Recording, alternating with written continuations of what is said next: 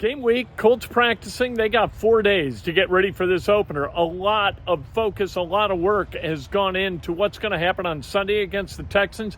It continues today, and it continues in earnest. Found out some things from Steichen about the injury situations of Matt Gay, of Josh Downs. We'll hear about that. Some of the information good, some of the information not so good, some of it just vague, as you would expect.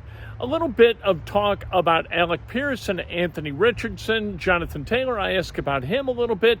You hear from Shane Steichen, and what you get from him is kind of this sense that, you know what, he's feeling okay about Sunday, and he's looking forward to the challenge of playing the Texans. Will Josh Downs be up for practice today? No, he will not practice today. Is his status still up in the air? Yeah, we'll see. He's progressing really well, though. I'll say that. What have you seen from Andy Mitchell just in his time filling in that slot role so far? Yeah, he's done a hell of a job for us. Obviously, getting him in the draft, a great get by Chris, getting him in the draft. But we talked about early, that one-on-one explosiveness that he brings is big for our football team. So he's done a nice job there. And like I said, we can put our guys wherever, in the slot, outside, we move those guys around by game plan. So we're excited to have them. Will the Dallas Flowers practice today? Yes. Shane, in what way is Anthony a more advanced quarterback going into the opener than he was last year at this time? I think going through the process of a full off season, obviously rookie year, you got a lot of things going on, but knowing how it works, the operation within a season, going into week one, we were just talking about in the QB room, just how much goes into it week in and week out with game planning and repetition and walkthroughs and practice and all the preparation that goes into it.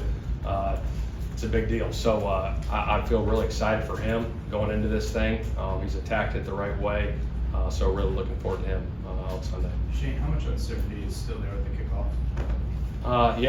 Well, we're going to find out on Sunday. I'll say that. So we'll see. Our guys are ready. I'm sure Houston guys are ready. But obviously there'll be some unknowns going into Sunday for sure. Did you see a ton of touchbacks? Possibly. We'll see. How does game planning adjust with them literally being the most recent team you've played, but technically being last season? Say that again. How's the game plan? Yeah, so that was the most recent team you played, but how much does game planning evolve from them being your most recent opponent now? Yeah, I mean, you try to go through the whole season, right? Obviously, the games after they play, playoff games that they play, different looks they did. I'm sure they're going to have some new stuff for us, offensively and defensively, just like we'll have some new stuff. Like I said, we got to adjust those things on the sideline quickly, but we got to put our guys in position to go make plays for sure. Shane, do you have a better feel on Matt Gay, his availability? He won't practice today, but we'll see how the week progresses. Is today normally a kicking day for him? Correct. Yeah. Shane, how big of an opportunity is it for your team to start the season off at home, in front of your fans, against a division opponent? It's huge. To get a week one game at home, division opponent, like you said, is huge. You want to win division games, you want to win a division championship. It starts in the division, and we got one at home right off the bat. So it'll be a heck of a challenge. It's a good football team we're playing, but I know our guys will be geared up and ready to roll on Sunday. Did Matt get hurt last week? It happened after Cincinnati, weekend after Cincinnati. Yeah. Shane, in a game like this where your secondary's inexperienced, how much do you lean on that D-line, knowing how much you guys have invested into that group? You lean on them a lot. Obviously, it starts up front on both sides of the football, but we got to get those guys rushing the quarterback. Obviously, C.J. Stroud's a hell of a football player. We got to get pressure on them for sure. But I feel good about our corners. I feel good about the safeties.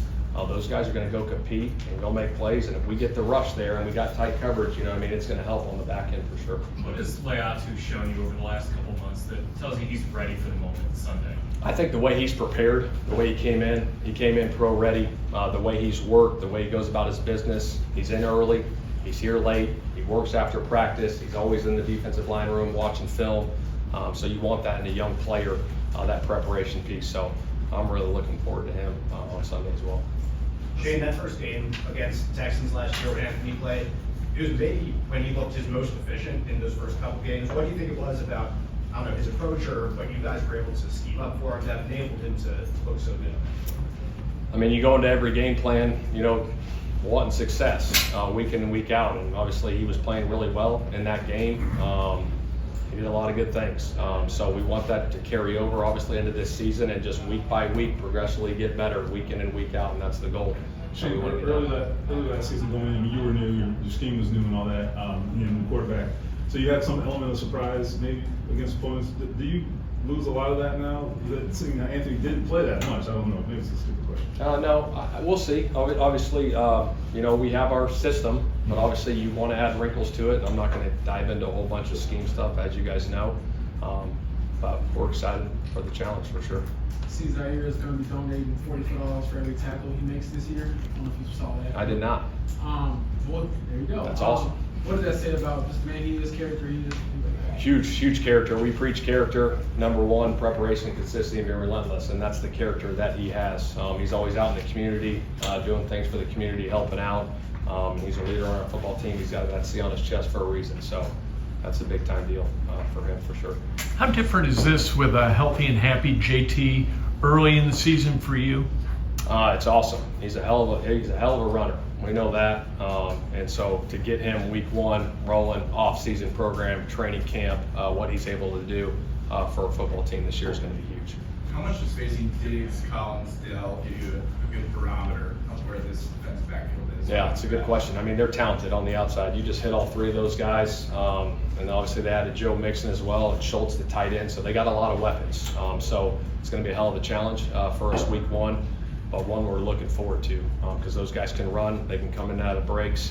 We got to be all over it, film study what they're doing formationally, and we go from there. Shane, with Matt, is there any worries long term? I know, and just to clarify that, he has a hernia, so that's where it's at. But I don't see it long term now. Kicking leg hernia? Kicking area? I'm not going to get into details on that. Do you have surgery? I'm not going to go into details on that. All right. Hey, one last thing, just CJ Stroud. I mean, obviously, I know you don't study the other team's offense, but just when you watch him just on a surface level, what's the thing that sticks out the most? I think the way he sees the game. I mean, the best quarterbacks around the league have just a great feel, and the way he progresses through his reads and gets the ball out quick, it's pretty impressive. And the way he moves in the pocket, I mean, he looks to stay in, move around, boom, and make these big time throws down the field or the check downs.